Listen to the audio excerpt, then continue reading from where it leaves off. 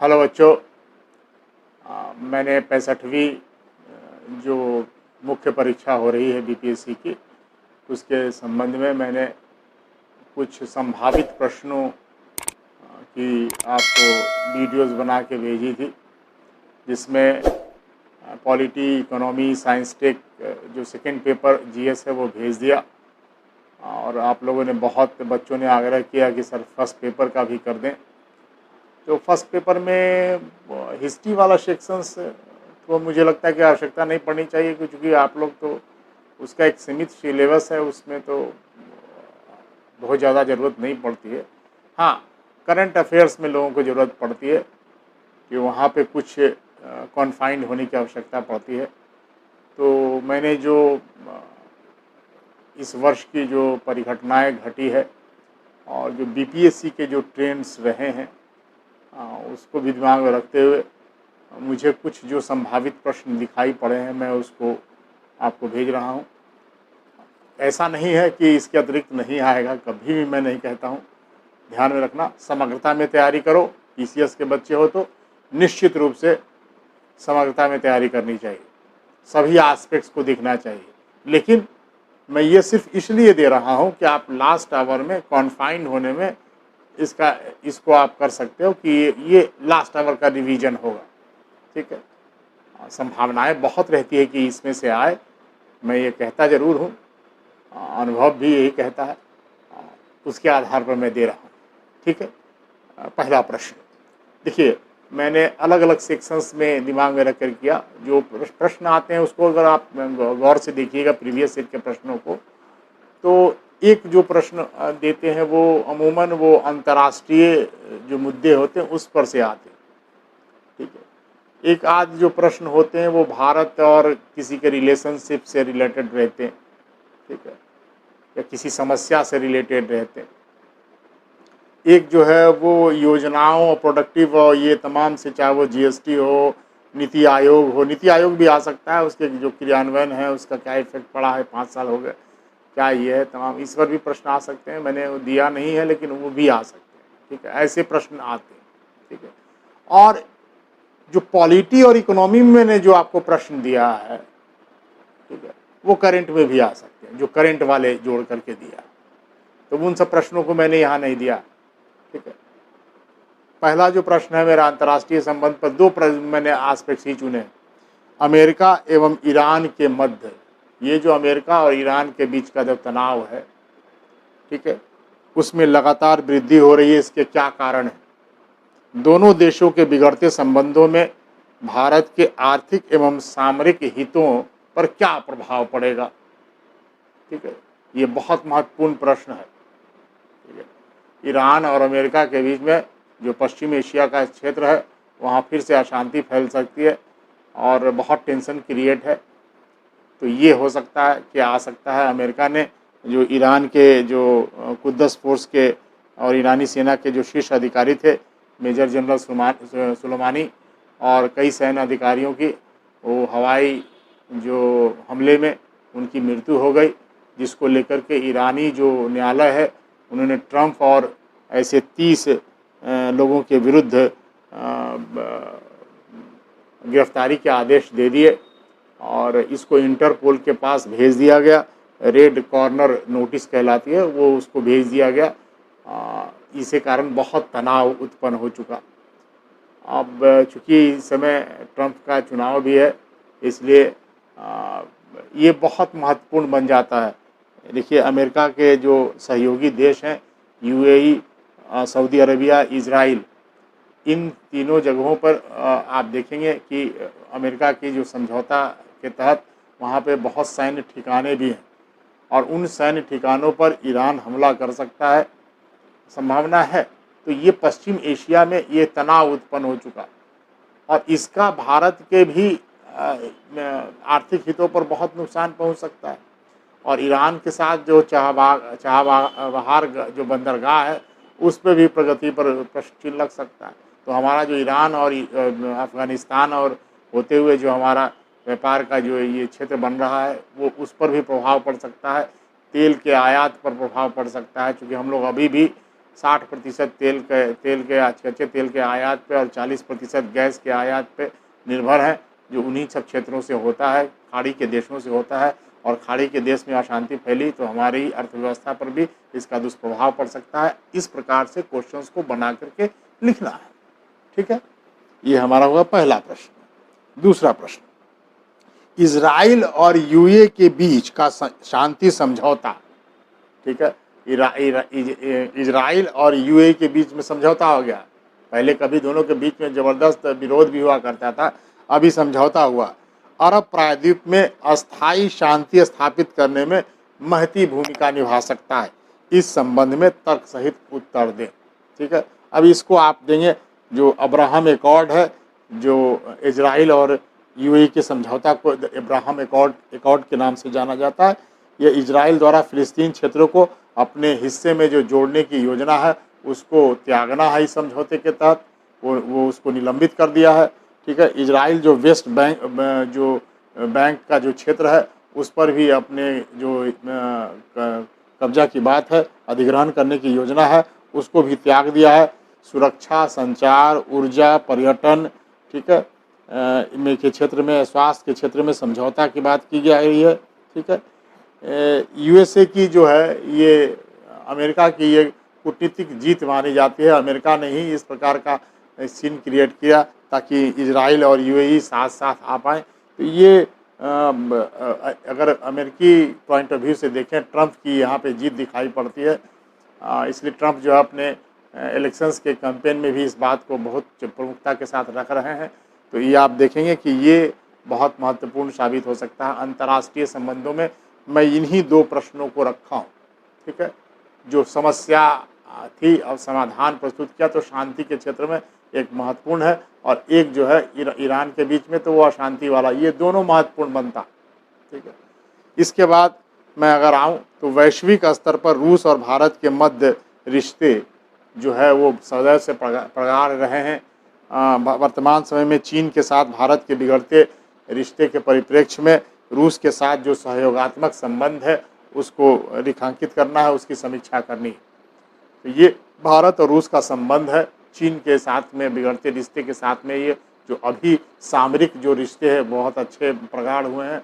हम लोगों ने 75वीं वर्षगांठ जो मनाई गई रूस की, उसमें जो हम लोग गए तो उस दौरान उन्होंने बहुत सारे समझौते हम लोगों ने किए हैं। रूस ने बहुत तवज्जो लिया है हमारे और चीन को थोड़ा दरकिनार भी किया इस मुद्दे पे। तो इसको आप देखेंगे कि यहाँ पे ये प्रश्न बहुत इम्पोर्टेंट बनता है। ठीक है, और चीन पर मैंने 2-3 प्रश्न लिखे हैं, कुछ भी आ सकता है।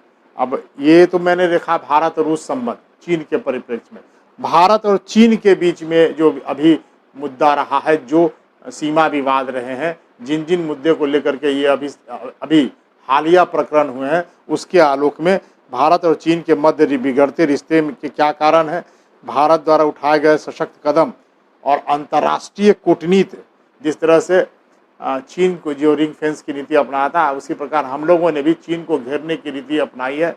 चारों तरफ से चीन को ऑस्ट्रेलिया, जापान, भारत, ये सब मिल करके चीन को घेरने की नीति अपनाया। वो आर्थिक मोर्चे पर भी कमज़ोर करने की कोशिश की। ठीक है, तो इस अंतर्राष्ट्रीय कूटनीति ने चीन को संयमित करने पर विवश कर दिया, या संयमित रहने पर विवश कर दिया। ठीक है, अपने आप को कन्फाइन करने से वापस बैकफुट पर आ गया। तो ये जो चीज़ है इसमें लिखाएगा क्या क्या आर्थिक मोर्चे पर हम लोगों ने प्रतिबंध लगाया, क्या कारण है।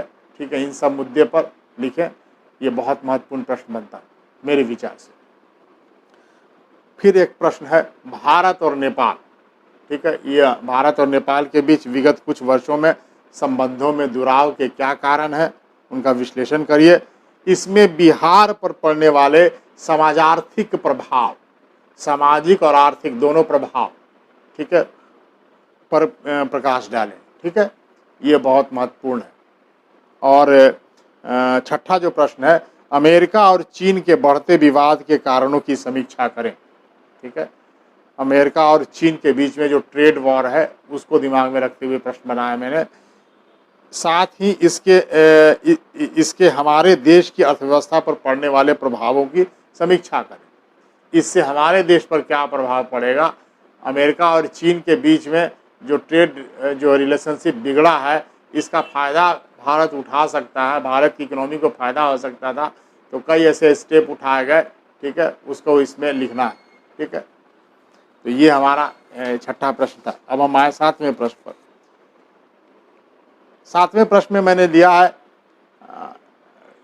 जो इंडस्ट्री के सेक्टर्स को बढ़ावा देने के लिए जो हम लोगों ने ईज फॉर डूइंग जो बिजनेस वाला जो है, जो व्यापार सुगमता वाली जो चीज़ें हैं, वो हम लोगों ने की है। उसके और श्रम जो सुधार किए हैं, इसके क्या प्रभाव हैं, इन सब पर लेकर के प्रश्न है।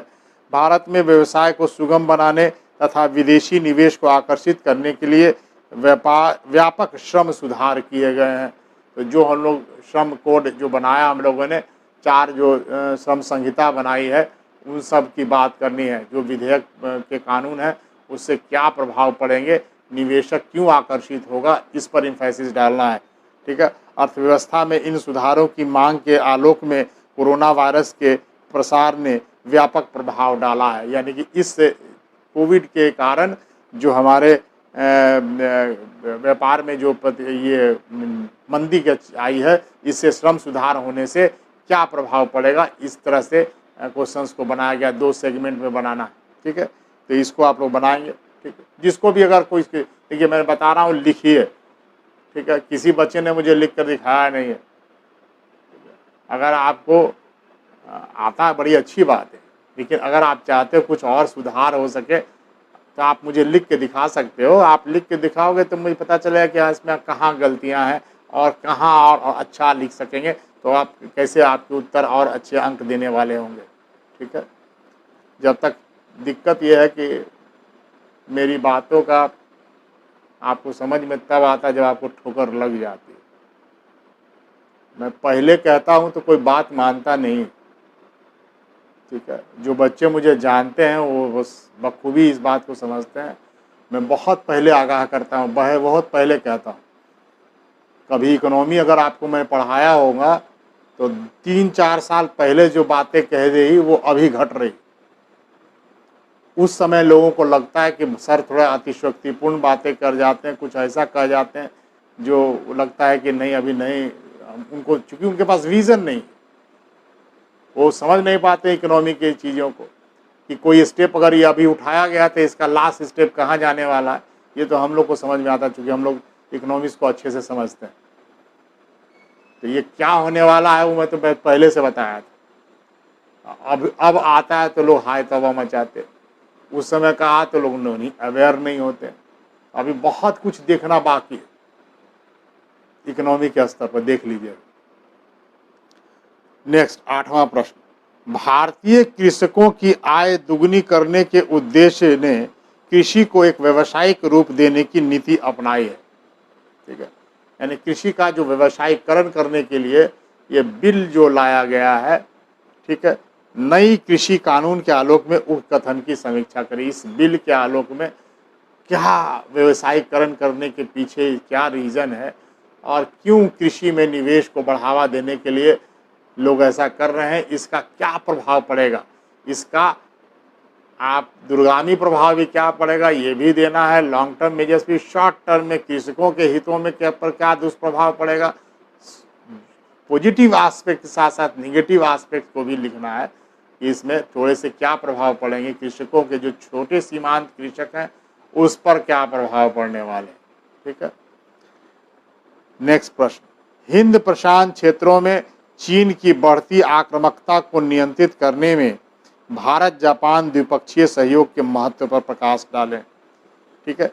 अब ये जो प्रश्न है बहुत इंपॉर्टेंट बनता, जिस प्रकार चीन का प्रभाव बढ़ रहा है आप देखेंगे, वो